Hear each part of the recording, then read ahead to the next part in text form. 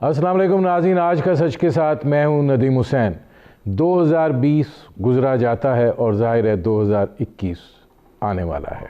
2020 جو ہے وہ کافی ہنگامہ خیز سال جو ہے وہ ثابت ہوا ہے۔ پاکستان کے لیے اس میں بہت زیادہ خارجی اور داخلی چیلنجز جو ہیں وہ رہے ہیں۔ ظاہر ہے حالات اور واقعات کا اتھل پتھل ہوتا رہا ہے اور حکومت اور اپوزیشن کے درمیان مازارائی جو ہے وہ بڑی ہے، اور اس کے بعد جو سب سے اہم چیز تھی وہ پی ڈی ایم کی تشکیل تھی، اور پھر اس کے نتیجے میں اپوزیشن کا حکومت کے خلاف مشترکہ احتجاج۔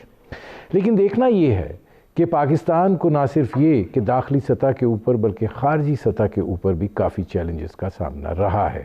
ظاہر ہے دوست ممالک کے ساتھ تعلقات میں بھی اتار چڑھاؤ، اس کے ساتھ ساتھ خطے کی بدلتی صورتحال میں اور افغان امن عمل کے حوالے سے بھی پاکستان جو ہے وہ ایک ایسی کیفیت میں رہا ہے کہ جہاں اسے کوششیں بھی کرنی پڑیں اور جہاں اس کو اس حوالے سے اپنا ایک کردار بھی ادا کرنا پڑا۔ دہشت گردی کی لہر جس کے بارے میں ہمارا یہ دعویٰ تھا کہ وہ ختم ہو گئی ہے، اس کا بھی سامنا رہا۔ لائن آف کنٹرول پر بہت زیادہ کشیدگی رہی، اور ظاہر ہے کہ جس طریقے سے بھارت نے کشمیر پر قبضہ کیا اس کا سلسلہ بھی جو ہے وہ چلا، اور وہ حکومت کے لیے ایک بڑا چیلنج تھا، ہے اور شاید آنے والے وقت میں بھی رہے گا۔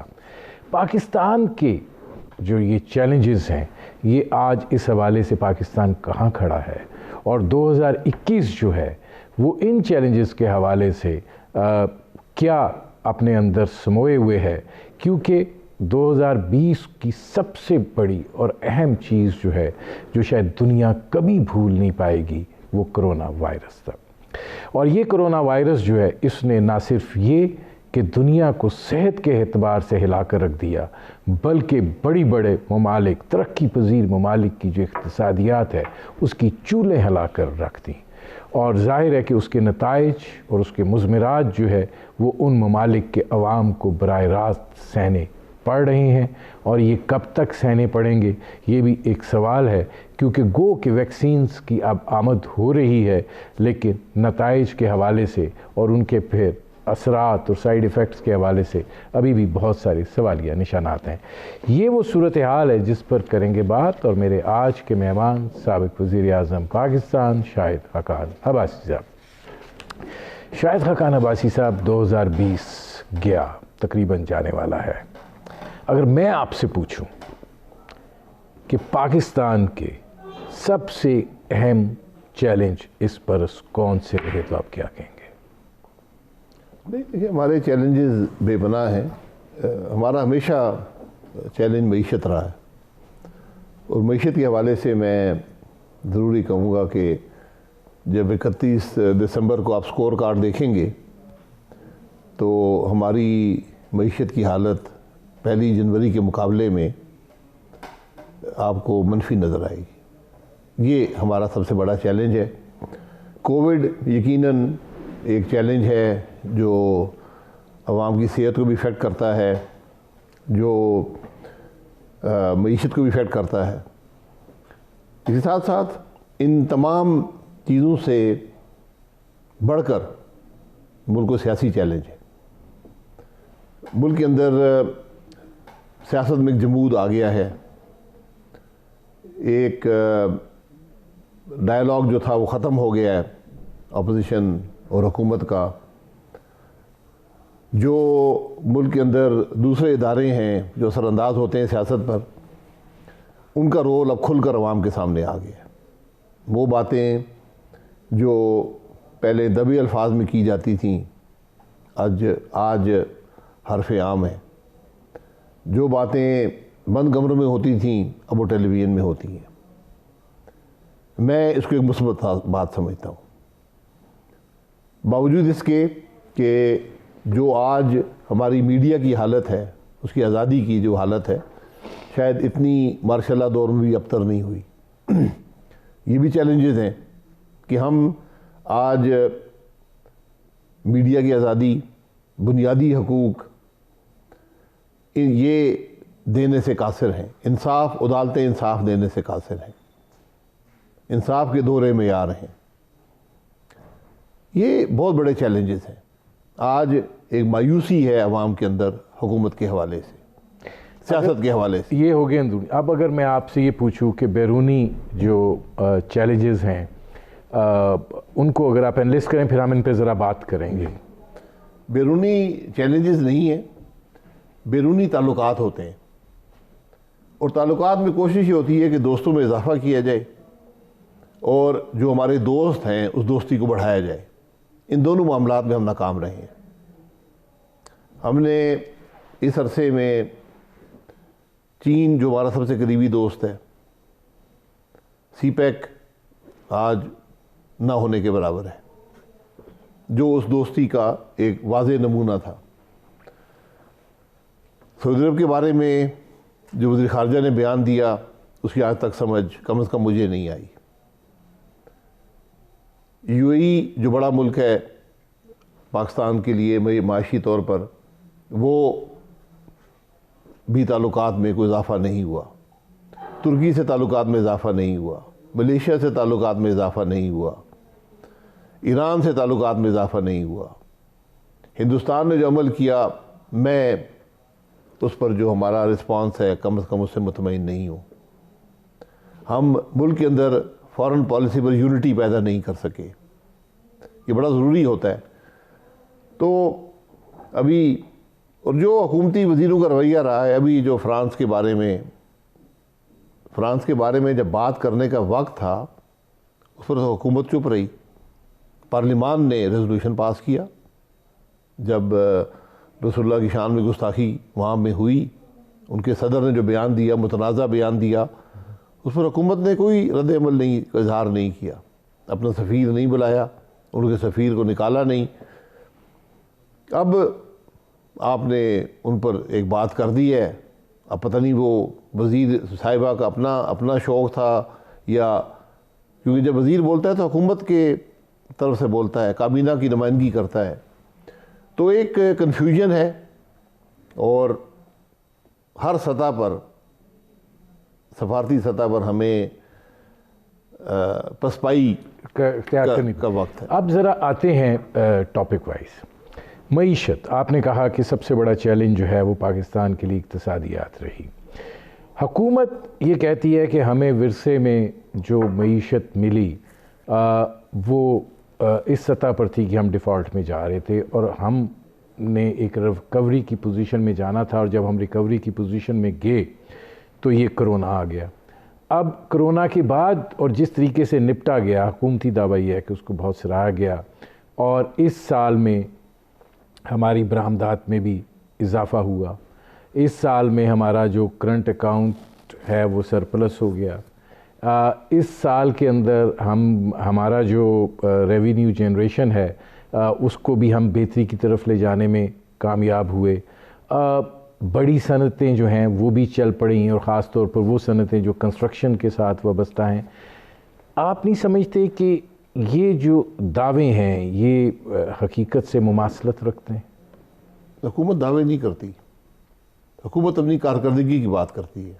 یہ ان کی کارکردگی نہیں, آپ تسلیم نہیں کرتے؟ حقائق اس کے اس باتوں کو سپورٹ نہیں کرتے.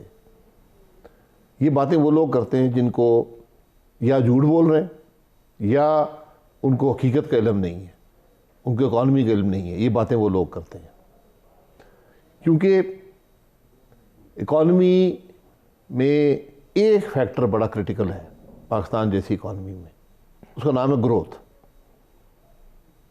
تمام مسائل کا حل گروتھ میں ہے. ہماری گروتھ ختم ہو گئی.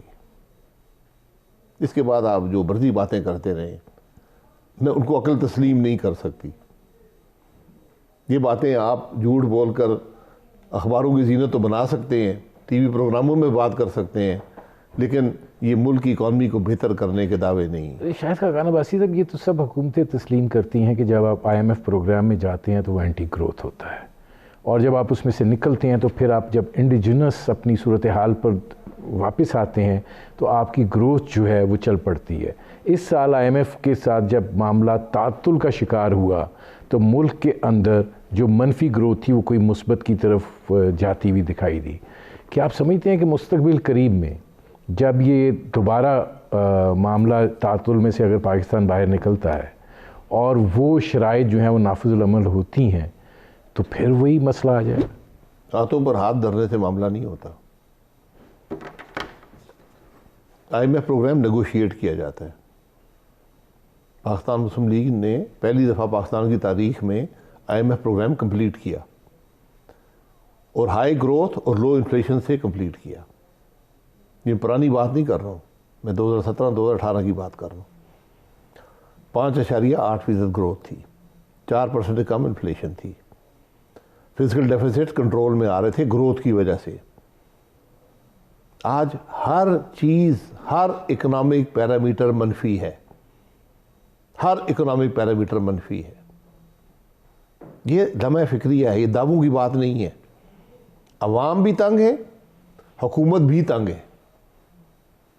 5550 ارب کا آپ نے بجٹ بنایا، اس سال آپ 4300 پہ واپس آ گئے. آپ نے خود مان لیا کہ میں نہیں کر سکتا ہوں. آج آپ کی وہی ریونیو ہے جو 3 سال پہلے تھا. ڈالر کو 40% ڈی ویلیو کرنے کے بعد وہ حکومت جس کا آدھے سے زیادہ ریونیو امپورٹ سے آتا ہو اور ڈالر ڈی ویلیو کر دے تو روپیز میں اس کی انکم 40% بڑھنی چاہیے. وہ نہیں بڑھی. جو قرضے لینے کی شرح ہے وہ ریکارڈ سطح پر ہے. اسی سطح سے اگر آپ نے حکومت مکمل کی 5 سال تو جو آپ نے اس حکومت سے پہلے 71 سال میں قرضہ لیا تھا وہ دگنا ہو جائے گا.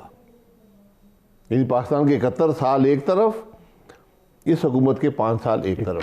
یہ سال جو ہے عوام کے لیے کن مشکلات کا موجب بنا اور کیا کوئی سکون کا پہلو بھی تھا؟ سکون کا پہلو مجھے تو نظر نہیں آتا. اور ایسی مشکلات دی ہیں اس سال نے اور اس حکومت نے جس کی کوئی تاریخ میں مثال نہیں ہے. کوئی مثبت چیز آج تک حکومت کی نظر نہیں آئی. مایوسی ہے مکمل طور پہ عوام کے اندر. کیونکہ جب آپ ایک توقع رکھتے ہیں کہ میری زندگی بہتر ہوگی، اور آج ہر آدمی کی زندگی اس سال کے آخر میں بدتر ہے اور کوئی جواب دینے والا نہیں ہے، کوئی زخم پر مرہم رکھنے والا نہیں ہے، کوئی بات کرنے والا نہیں ہے، کوئی پوچھنے والا نہیں ہے. یہ سب سے بڑی مایوسی ہے. آج تک آپ نے کسی وزیر اعظم سے عوام کی تکلیف کی بات سنی ہے؟ کیا کابینہ میں یہ ڈسکس ہوا کہ چینی 110 روپے پہ کیسے چلی گئی ہے؟ کیا یہ ڈسکس ہوا کہ آٹا 80 روپے پہ کیسے پہنچ گیا 35 سے؟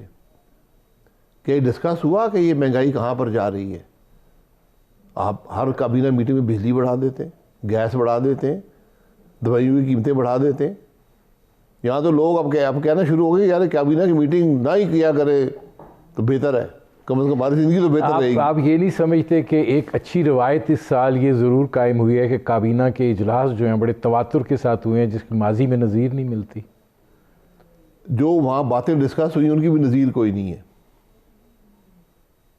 اور جو فیصلے ان کی بھی نظیر کوئی نہیں ہے. جو عوام کو تکلیف دی ہے اس کی بھی نظیر کوئی نہیں ہے. میں نے 8-8 گھنٹے کابینہ کی میٹنگ کی ہے. میں جانتا ہوں کابینہ میں کیا بات ہوتی ہے، کیسے مسائل کو حل کیا جاتا ہے. اور میں آج آپ کو بتا سکتا ہوں کہ جو سب سے امپورٹنٹ ECC ہوتی ہے اس کے آدھے فیصلے سے زیادہ کرپٹ ہیں. کرپٹ فیصلے آج ملک میں کیے جا رہے ہیں جس کا ملک کو نقصان ہو رہا ہے، عوام کو نقصان ہو رہا ہے اور نقصان رہے گا. اور سب سے بڑھ کر فیصلہ نہ کرنا یا فیصلے کو امپلیمنٹ نہ کر پانا، اس سے بڑی فیلیور حکومت کی نہیں ہوتی. یہ سال جو ہے، ذرا مجھے بریک پہ جانا ہے، یہ سال جو ہے آپ کیا سمجھتے ہیں کہ عدم فیصلہ سازی آپ کو میں ایک تسلسل دکھائی دیا؟ عدم فیصلہ سازی، عدم استحکام، عدم معیشت، عدم ہی عدم ہے. یہاں پر یہاں کوئی مثبت بات مجھے نظر نہیں آتی. ناظرین، میرے آج کے مہمان سابق وزیر اعظم پاکستان شاہد خاقان عباسی، ان سے ہماری گفتگو جاری ہے. شاہد صاحب، اب آگے جو دوسرا بڑا چیلنج رہا اس سال میں اور جس نے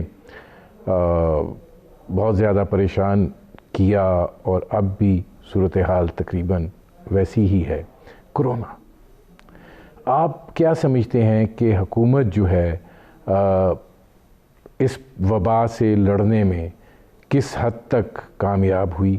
ملک کو اس کے مضر اثرات سے بچانے میں کس حد تک کامیاب ہوئی؟ کیونکہ وہ یہ بیان کرتے ہیں اور یہ حقیقت بھی ہے کہ عالمی سطح کے اوپر اس چیز کو اکنالج بھی کیا گیا، ورلڈ اکنامک فورم تک کی سطح پہ اس کو اکنالج بھی کیا گیا۔ کس بات کو؟ کہ پاکستان جو ہے اس نے اپنی معیشت بھی بچائی اور کرونا سے بہتر مقابلہ کی۔ پاکستان کی معیشت پر کم اثر ہوا کرونا کا دوسرے معیشت کی نسبت، کیونکہ دوسروں کی معیشت گرو کر رہی تھی 5%، 7%، 11% پہ، آپ کی معیشت 5.8 سے 2.25 پہ آ چکی تھی، تو یقیناً اس پر اثر کم ہوگا۔ اپنے آپ کو بیوقوف مت بنائیں، جھوٹ مت بولیں۔ میں آج بھی کہتا ہوں حکومت کی پالیسی کرونا پر کیا ہے، ماضی کو چھوڑ دیں، آج کیا ہے، پالیسی ہے کیا، کسی کو پتہ نہیں ہے۔ جو وزیر تھا اس ساری چیز کا انچارج تھا، وہ کہتا، اس نے خود کہا ہم جھوٹ بولتے رہے، ہم کچھ نہ کر پائے، ہم ناکام ہو گئے۔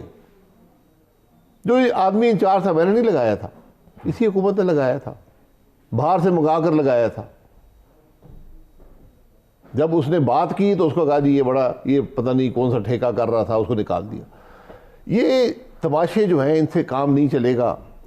آج بھی حکومت بتا دے کہ پالیسی کیا ہے کرونا کے اوپر۔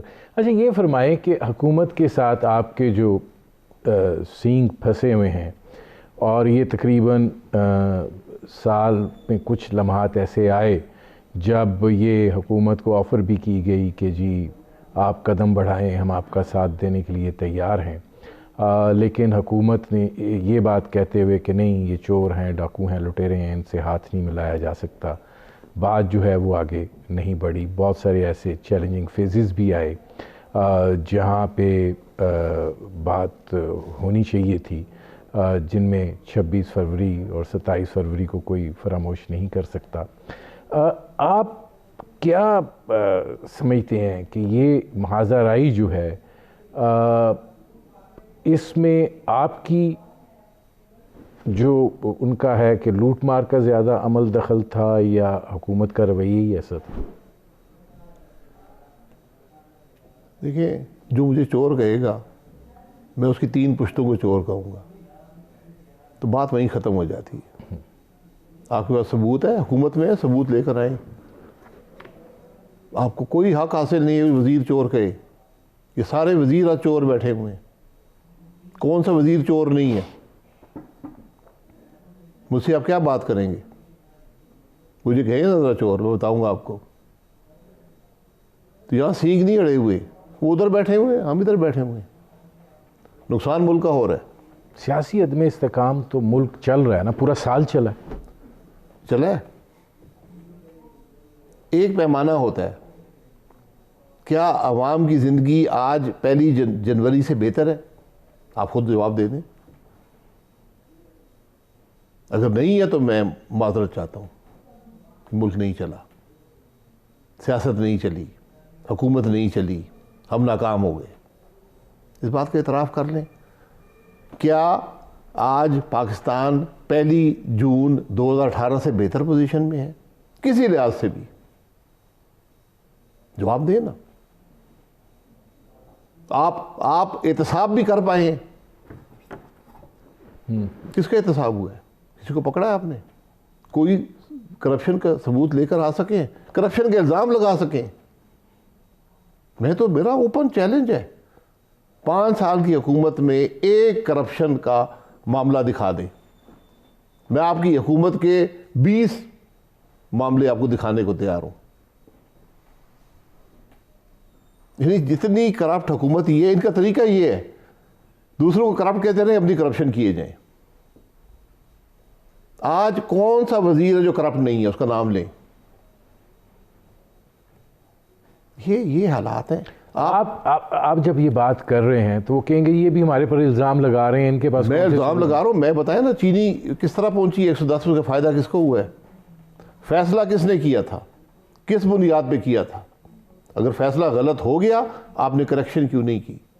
2 سال ہو گئے، 2 سال سے چینی کی قیمت مستقل بڑھ رہی ہے، یہ حکومت کچھ نہیں کر پائی، اور فائدہ حاصل کرنے والے 40% اس کا فائدہ حاصل کرنے والے کابینہ کی ٹیبل پر بیٹھے ہیں۔ ایک تجویز آتی ہے کہ جی حکومت ٹھیک ہے، اپنی جگہ پہ حکومت اور اپوزیشن کی محاذر آئی ہے، لیکن آپ اب جب 2021 آتا ہے تو آپ کوئی گرینڈ ڈائلاگ ہوتا ہوا دیکھ رہے ہیں؟ نہیں، سوچ نہیں ہے۔ جب سوچ اپنی ناک سے آگے دیکھنے کی صلاحیت ہوگی، جب مقصد حب الوطنی ہوگا، ذاتی مفادات نہیں ہوں گے، اقتدار نہیں ہوگا، پھر ڈائلاگ ہو سکتا ہے۔ اور ڈائلاگ بڑا سمپل ہے، اس ڈائلاگ کی ایک شک ہے اور وہ آئین ہے۔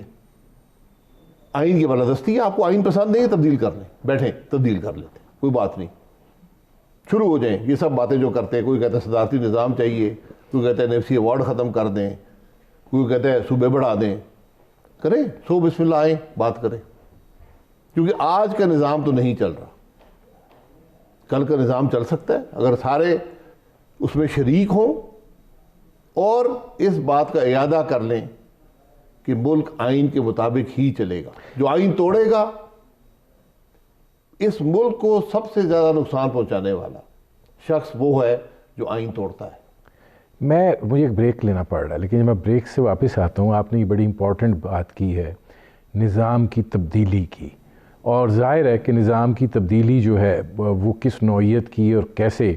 ویلکم بیک ناظرین، میرے آج کے مہمان سابق وزیر اعظم پاکستان شاہد حقان عباسی صاحب، ان سے ہماری گفتگو جاری ہے۔ شاہد صاحب، میں نے آپ سے ذرا خارجہ امور پہ بھی بات کرنی ہے، لیکن بریک پر جانے سے پہلے آپ نے ایک بڑی اہم بات کر دی کہ آئین کے اندر تبدیلی چاہتے ہیں، بیٹھیں بات کریں، نظام میں تبدیلی چاہتے ہیں، بیٹھیں بات کریں۔ آپ سمجھتے ہیں کہ نظام میں تبدیلی آنی چاہیے؟ نہیں، میں تو بات ہی نظام کی تبدیلی کی کر رہا ہوں۔ میں آئین میں کسی اور کو، میں تو سمجھتا ہوں آئین ٹھیک ہے، کوئی تبدیلی کسی کو چاہیے، سمجھتا ہے کہ آئین میں تبدیلی سے ملک بہتر ہوگا، آ کے بات کر لیں، اس میں ڈیبیٹ ہوتی ہے۔ جو نظام کی بات ہے اس میں کوئی ڈیبیٹ نہیں ہے، اس میں گنجائش نہیں ہے، وہ ہے اس کے طریقہ کار پر بات ہو سکتی ہے کہ نئے صوبے بنانے ہیں، 18ویں ترمیم میں وہ تو آئینی کی بات ہے نا، میں آئین کی بات کر رہا ہوں۔ وہ آپ لے آئیں جو بھی پروپوزلز آپ کی ہیں، میری بھی شاید کچھ ہوں، لیکن میں یہ سمجھتا ہوں کہ ملک آج بھی اسی آئین کے اندر چل سکتا ہے اگر آئین کا احترام ہو۔ جب آئین کا احترام نہیں ہوگا پھر ملک نہیں چلے گا۔ اچھا، اب آ جائیں ذرا پاکستان اور بھارت 2021 میں آپ کیا صورتحال دیکھتے ہیں؟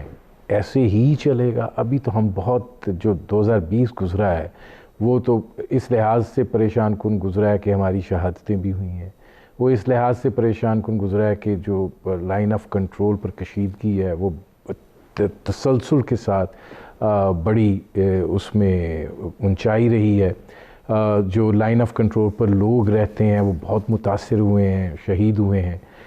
تو یہ معاملہ اسی طریقے سے آگے بڑھے گا، اور جو کشمیر کی صورتحال ہے وہ بھی اسی طرح لامحدود کنٹینیو کرے گی؟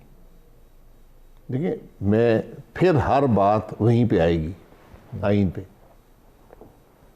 یہ بات یاد رکھیں، حکومت اگر آئین کے مطابق چلے گی تو آپ مضبوط ہوں گے، یہ ملک ترقی کرے گا۔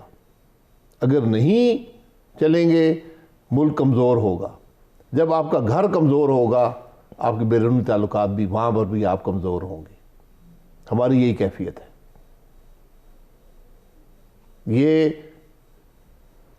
دنیا اصولوں پر بدقسمتی سے نہیں چلتی، یہ آپ کی مضبوطی کو دیکھتی ہے۔ یہ آپ کے گھر کو دیکھتی ہے کہ اس کا گھر کتنا مضبوط ہے، اس کی معیشت کتنی مضبوط ہے. اگر آپ کی کمزوری ہوگی آپ کی عزت نہیں ہوگی، اس بات کو یاد رکھیں. آپ کیا سمجھتے ہیں کہ ٹھیک ہے جلسے جلوس آپ کے چل رہے ہیں، چلے بھی، جنوری جو ہے اس میں جب آپ داخل ہوتے ہیں تو جو حکومت کی تبدیلی کی بات کی جا رہی ہے، کیا آپ یہ سمجھتے ہیں کہ ان ہاؤس تبدیلی ہوگی یا کیسے کیا ہوگا؟ میں حکومت کی تبدیلی کی بات ہی نہیں کرتا، وہ ایک بے معنی بات ہے. تو پھر کرنے دیں ان کو. جی پھر کریں نا، پھر کیا رکاوٹ کیا ہے، کریں. آپ نے تنگ کیا ہوا ہے، آپ ان کو. نہیں میں تو کچھ نہیں، میں تو جلسے کر رہا ہوں، میں تو عوام تک بات لے جا رہا ہوں کہ عوام تکلیف میں ہے، عوام خوش نہیں ہے.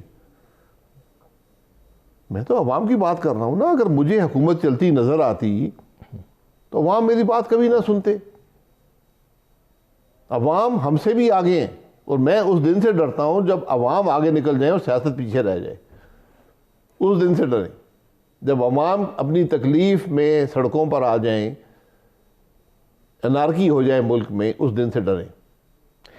ایک دلیل جو اس حوالے سے پیش کی جاتی ہے، وہ کہتے ہیں جی کہ جب ایوب خان کی حکومت گئی تو مہنگائی کا زور تھا، بھٹو صاحب کی حکومت گئی تو بھی مہنگائی کا زور تھا، ضیاء الحق کی حکومت گئی تو بھی مہنگائی کا زور تھا، نواز شریف صاحب کی حکومت آئی تو مہنگائی کا شور تھا، بے نظیر کی حکومت گئی یہی کرپشن مہنگائی، پھر نواز شریف صاحب یہی کرپشن مہنگائی، پھر بے نظیر صاحب آئی یہی کرپشن مہنگائی، پھر مشرف کا دور گزر گیا یہی شور شرابہ سنتے رہے، پیپلز پارٹی اور آپ کے 5 سال گزر گئے، وہی ہیڈ لائنیں، وہی ساری چیزیں.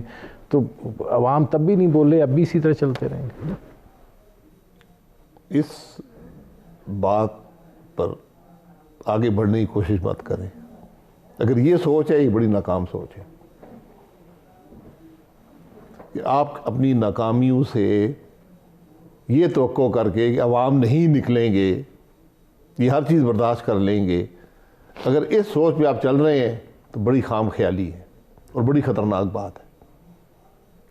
ہمیشہ سپیس رہی ہے، آج میری نظر میں سپیس نہیں ہے.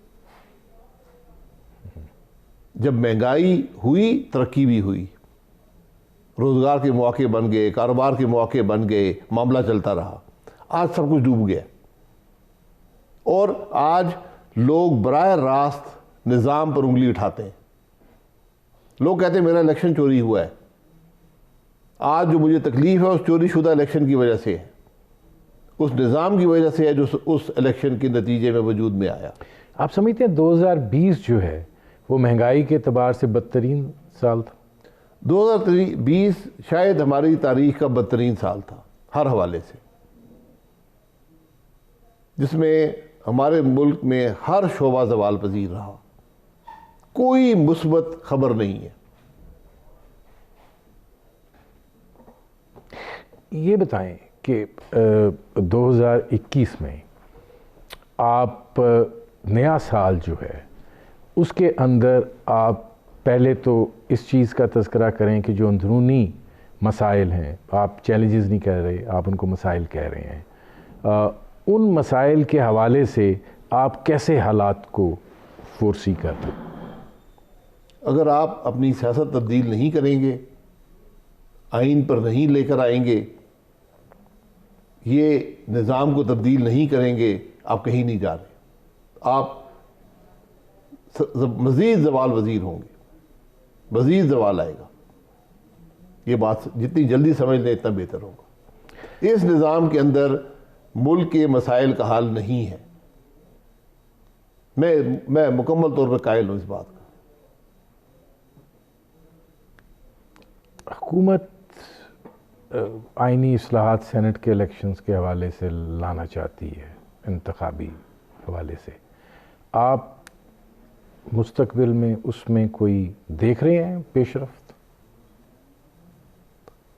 آئین کی بالادستی کے بغیر یا اس کے ساتھ؟ ایسے ہی جیسے آپ کہہ رہے ہیں. ایسی کوئی فائدہ نہیں ہے. الیکشن اصلاحات کی ضرورت نہیں ہے، رویے کی تبدیلی کی ضرورت ہے، آئین کے احترام کی ضرورت ہے. جو ہم سب مل کر مختلف یہ ہمارا چلیں ایک پشین گوئی کر دیں جاتے ہمارا شاید دنیا کا واحد قانون ہے جس میں ہر عہدے کا اوتھ قانون کا حصہ ہے. ایک جاتے جاتے ایک پشین مطلب پروگرام ختم ہو رہا ہے. آپ کا کوئی بھروسہ نہیں ہے کہ پتہ چلے کہ آپ نیب کے مہمان ہوئے ہیں. آپ کا تو یہ بھی بھروسہ نہیں ہے نا کہ نہیں ہے. ہم اس میں بھی راضی. مطلب میں تو کہتا ہوں کہ ملک کے مسائل کا حل ہمیں اندر کرنے میں ہم حاضر ہیں. یہ بتا دیں کہ حکومت جو ہے مارچ میں سینٹ کا الیکشن تھرو ہو جائے گا؟ ہو جائے گا. پھر کیا ہوگا؟ انقلاب آ جائے گا. اگر عوام کے مسائل کا حل اس الیکشن میں ہے تو میں اس الیکشن کا سب سے بڑا حامی ہوں. چلے ٹھیک ہے. بہت شکریہ شاہد خاقان عباسی صاحب. ناظرین میرے پروگرام کا وقت ختم ہوا. میرے آج کے مہمان تھے سابق وزیر اعظم پاکستان شاہد خاقان عباسی. آپ نے ان کی گفتگو سنی. اب تک کے لیے اتنا ہی. اجازت دیجیے. اللہ حافظ.